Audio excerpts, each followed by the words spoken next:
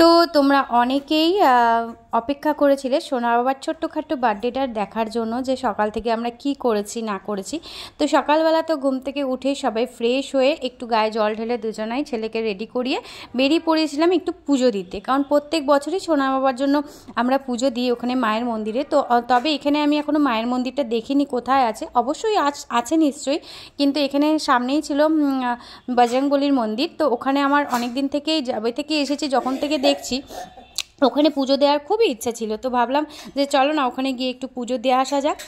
তো ওখানে মিষ্টির দোকানটা একটু দূরেই হয়, তো সেই কারণে একটু অনেক দূরে গিয়েই মিষ্টিটা আনলাম। আর খুব মিষ্টিটা মানে খুব ভালো ছিল, মিষ্টির দোকানটা বড় ছিল।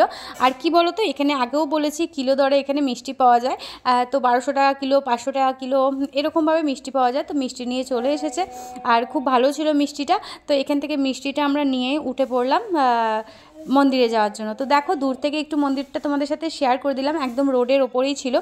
আর ঠাকুরমশাইও খুব ভালো ছিল, খুব ভালো সুন্দরভাবে ডাকলাম, তো পুজোটা দিয়ে দিল।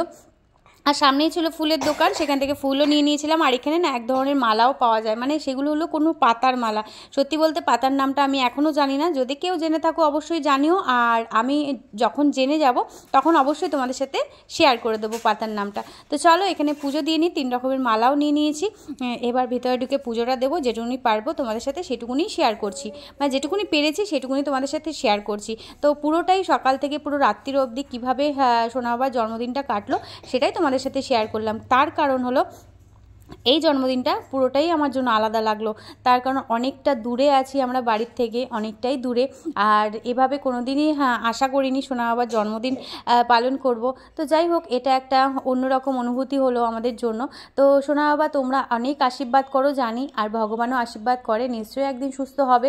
আর এই সেলিব্রেশনটা অনেক বড় করে যাতে করতে পারি সোনা বাবার, তোমরা এই আশীর্বাদ করো যাতে সোনা বাবা যেদিনকে আমরা এখনও করতে পারি, কিন্তু তার কারণ আমরা করি না, যে যার জন্য এই অনুষ্ঠানটা আমরা করব সেই যদি না বোঝে, সেই যদি না খেলতে পারে সবার সাথে, তো করাটা সত্যিই বৃথা। কারণ ও যদি বোঝে খেলে তখন মনে হয় যে হ্যাঁ ওর জন্য কিছু করা হচ্ছে এটা, তো সেই কারণে আমরা করতে পারি না। তো কথা দিচ্ছি যেদিনকে সোনা বাবা সুস্থ হয়ে উঠবে, পুরোটা বুঝতে শিখবে, সেদিনকে নিশ্চয়ই একটা গ্র্যান্ড পার্টি অবশ্যই দেবো, সে যেভাবেই হোক আমরা দেব, এইটুকুনি আমাদের আশা আছে।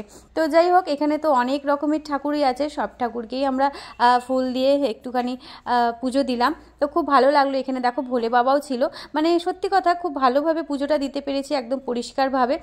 এত ভালো লাগলো যে বলার না, কারণ অনেক দিন থেকেই এই মন্দিরে আমার পুজো দেওয়ার ইচ্ছা ছিল, তো ইচ্ছাটা পূরণ হয়ে গেল, আর সোনা বাবার জন্মদিনের দিনই হয়ে গেল। তো যাই হোক, এখানে দিচ্ছিলাম আর মনে মনে অনেক কিছুই চাইছিলাম, জানি না কবে বা কখন ভগবান শুনবে, কিন্তু নিশ্চয়ই শুনবে এইটুকুনি তো আশা রেখেছি। আর কি বলবো, এইটুকুনি তোমাদের বললাম। তো যাই হোক, এভাবেই আমরা সোনা বাবার মানে বলতে গিয়ে নিজেই কথা আটকে যাচ্ছে, বুঝতেই পারছো যে কেন, মানে কি কারণে। তো এটা হয়তো আমার আর নতুন করে কিছু বলার নেই, কারণ কি এতটাই কষ্ট হয় এই সব সময়, যে সোনা বাবার জন্মদিনটা যে এভাবে আমরা মানে বছরে বছরে এভাবে যাবে, সত্যি বলতে ভাবতে পারি না। তো যাই হোক, ওখান থেকে পুজো দিয়ে চলে এসেছিলাম রিয়াদের বাড়িতে। তো ওখান থেকে একটু দূরেই রিয়াদের বাড়ি, তো ভাবলাম কাছাকাছি যখন এসেছি, অনেক দিন থেকেই বলছে ওদের বাড়িতে ঘুরে যেতে, তো যাওয়া হচ্ছিল না, তো ভাবলাম চলো ওখানে প্রসাদটাও দিয়ে আসি ওদের, আর ঘুরেও আসি। তো ওদের রাত্রের জন্য খাবার কথাও বলে আসলাম যে আমাদের বাড়িতে রাত্রিবেলা খেও, তো সেই ইনভাইটটাও করে আসলাম। তো এদিকে দেখো শিবাংশোনা খেলছিল, আর আমাদের সোনারটার তো শরীর খারাপ হয়েছে, তোমরা জানোই যে জ্বর ঠান্ডা কাশি হয়েছে, তো ক্লাসটা অফ রাখতে হয়েছে, আর ওরও ঠান্ডা লেগেছিলো শিবাংশে। তো এখানে অধিকাংশ বাচ্চারই ঠান্ডা লেগেছে, কারণ ওয়েদারটা এতটাই মানে হুট করে চেঞ্জ হচ্ছে, আবার গরম পড়ছে, মানে এরকম হচ্ছে। তো যাই হোক, ওখান থেকে বেরিয়ে টোটোতে উঠে পড়েছিলাম, টোটোর ওখান থেকে উঠে একটুখানি চিকেনও নিয়ে নিয়েছিলাম। দুপুরে ওটা রান্না করতে পারিনি, তার কারণ হলো বুঝতেই পারছো অনেকটাই বেলা হয়ে গেছিলো, আর সোনা বাবাকে খাওয়াতে হবে।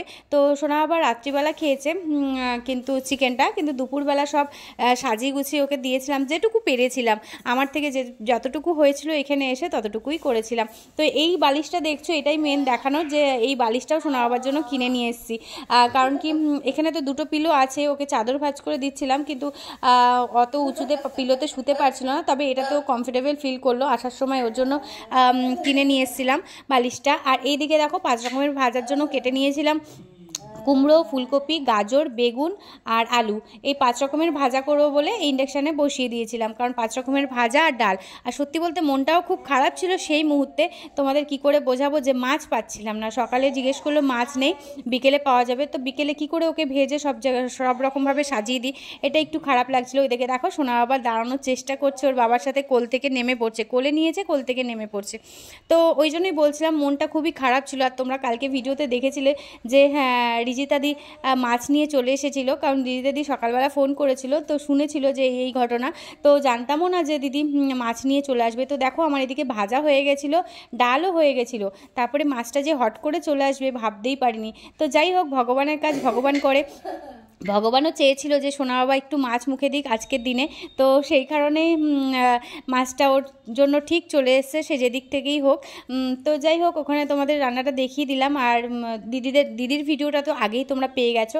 আর এদিকে দেখো সোনা বাবা উল্টো হয়ে শুয়ে রয়েছে, আর সোনা বাবা খুব খুশি ছিল তখনও পর্যন্ত, মানে একদমই ঘ্যান ঘ্যান করেনি, কাঁদেনি, কিছুই করেনি, চুপচাপ ওখানে শুয়ে শুয়ে খেলছিল, আওয়াজ করছিল। সেই জন্য আমি তাড়াহুড়ো করে এসে ওই 1টা-1.5টার মধ্যে রান্নাবান্না আমাকে করতে হয়েছিল, যে ও যদি বায়না ওঠে তখন খুব অসুবিধা হয়ে যাবে। তো দেখো এখানে সাজিয়ে গুছিয়ে নিয়ে সোনা বাবারটা বসে পড়েছি।